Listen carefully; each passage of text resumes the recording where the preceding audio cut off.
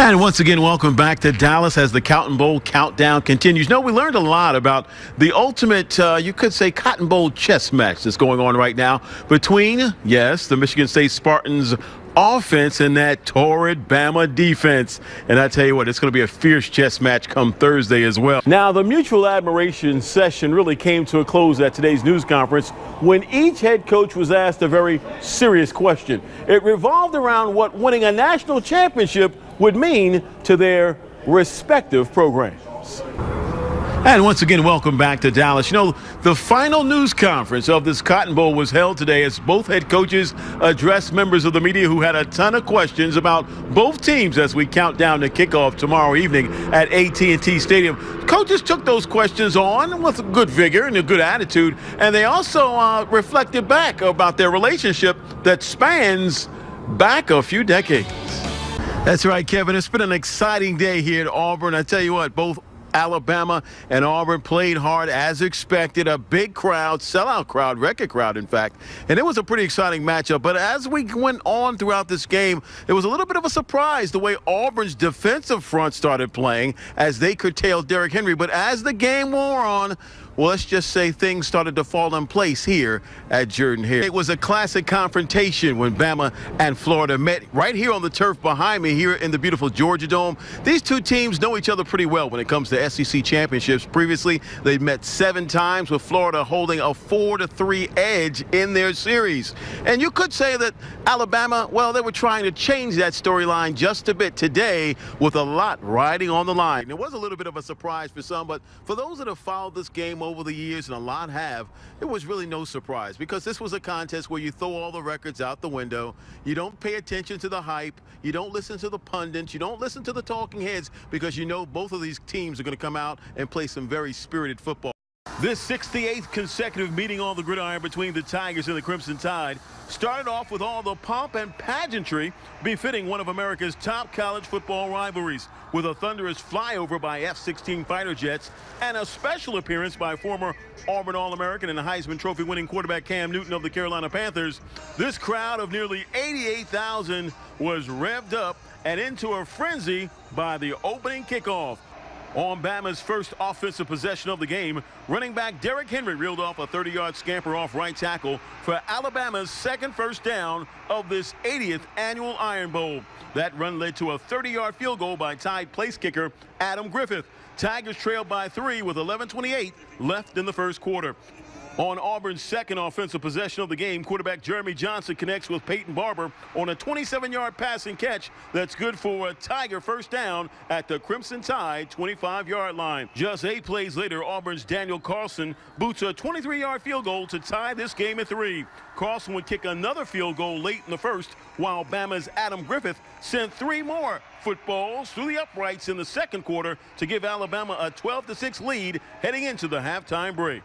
Let's move on now to the second half on Alabama's second offensive possession of the third quarter. Senior quarterback Jay Coker avoids a heavy Tiger rush and a sack and goes deep downfield and connects with wideout Darius Stewart for a 35-yard touchdown strike. Tide now on top 19-6 after the extra point with 5:14 left in the quarter. On their next possession, the Tigers strike back. 6'5" Jeremy Johnson spots wide receiver Jason Smith deep downfield, and the sophomore out of Mobile makes an incredible catch on the run. 77 yards later, number 4 is in the end zone. Auburn is back in the hunt, trailing by just 6, 19-13. Alabama maintained their composure, though, and after another Adam Griffith field goal in the fourth quarter, Heisman hopeful Derrick Henry put the final nail in Auburn's coffin. With a 25-yard touchdown scamper with less than a minute left, Alabama rolls to a 29-13 victory to lock up yet another SEC West crown for the second year in a row. The UAB Blazers took another major step in solidifying their future yesterday as head coach Bill Clark inked a new 5-year contract in Birmingham. That's big news. Clark will now be at the helm of the Blazers football program through the year 2019, believe it or not. Now, no financial terms on this new deal were released. The UAB football team is scheduled to return to action on the turf in 2017. Now, the program was reinstated back in June by the school's president after disbanding the program for alleged financial reasons. Auburn Tigers sophomore Peyton Barber will be the man in the spotlight running the pigskin for the 18th ranked Tigers this weekend. He'll be facing a tough LSU D unit on Saturday in Baton Rouge, but the tough as nails runner who scored the game-winning touchdown in overtime last Saturday against Jacksonville State appears ready. He received the starting nod yesterday from AU head coach Gus Malzahn. The move could very well jumpstart Auburn's offensive unit as they travel to Death Valley once again to tangle with the 14th ranked LSU squad. I mean, it's going to be fun. So true. Meanwhile, in Tuscaloosa, Bama is focusing on those Ole Miss Rebels. The Bama linebacking core already understands that they'll have their hands full trying to slow down an Ole Miss offensive unit that put 73 points on the board last Saturday against Fresno State. Now, despite the fact that Ole Miss beat Bama last year in Oxford, some Tide players insist that they've moved past that contest mentally and are just right now concerned about the 2015 SEC battle set for this weekend at Bryant-Denny Stadium. Not at all. It's a new season. Well, it's time for a little sports history lesson this morning, Future Masters style. A 62 is the lowest single-round score ever recorded at the Future Masters. Well, that record was almost tied yesterday during first-round action, featuring the young guns, as I like to call them, in the 15 to 18-year-old age group. The young men in the Future Masters spotlight yesterday was Ty Strafezi. Remember that name? Oh, what a day he had. He carded a blazing 63. The 16-year-old from Davie, Florida, stated yesterday it's the best score he's ever shot on any course in any tournament. Ty is recovering from a broken heel, by the way. The injury occurred 5 weeks ago, and the setback hasn't seemed to slow him down at all. He started on the back nine. Ty birdied the 10th, 11th, 12th, 13th, and 17th holes to make the turn at 5 under. He continued his dominance on the front nine to finish at 7 under par. After heading to the clubhouse, Strafezi shared that he believes he's cracked the Dothan County Club Code.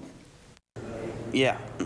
Created a good game plan and executed. The secret revealed. Strafezi giving it all up. Keeping things simple, I'd say. Here's a look at the leaderboard after day one at the 15 to 18 age group. Austin Fulton and Thomas Hogan are tied for second, 2 shots off the pace. It's a 3-way tie for 4th place. All those young men, by the way, from the state of Georgia. All 3, hailing from the Peach State. You could say Georgia is on my mind. 2 golfers are tied for 7th right now at 3 under par. There are 12 local standouts teeing off. Yesterday, they teed off competing for the coveted blue jacket. Last year's second-place winner, Strawn grad Brooks Rayburn, sits atop the Wiregrass leaderboard. The South Alabama signee shot a 1 under 69 yesterday. Brooks is tied for 15th place. The 7-year Future Masters vet played the big 9 first and was 1 over at the turn. Rayburn made a move on the front 9 with birdies on 6 and 8 to finish at 1 under for the day. Golf purists are known to recant that you learn something new every day in this sport. And yesterday, yes, Mr. Rayburn learned something new about this year's course at the DCC. The greens were lots of local veterans playing on their home course. You could say yesterday Providence Christian's Callum Masters is playing in his 4th Future Masters and says this year he's letting the course take the reins. Masters managed to start the day even after 9 holes. 2 birdies on the front 9 put him at 2 over on the day. Former Providence Christian teammate Kyle Cornelius also took over 2 over in the first round, I should say. 2 bogeys on the back 9 ties him for 62nd place at 72. 2 strokes behind Masters and Cornelius is the 74 club front and center. Another Providence Christian alum, Bo Scott, is playing in his 8th Future Masters. Scott had a shaky start with a triple bogey on the 10th hole, forced Scott to battle back later. 2 birds helped Bo finish with a 74 after the first 18.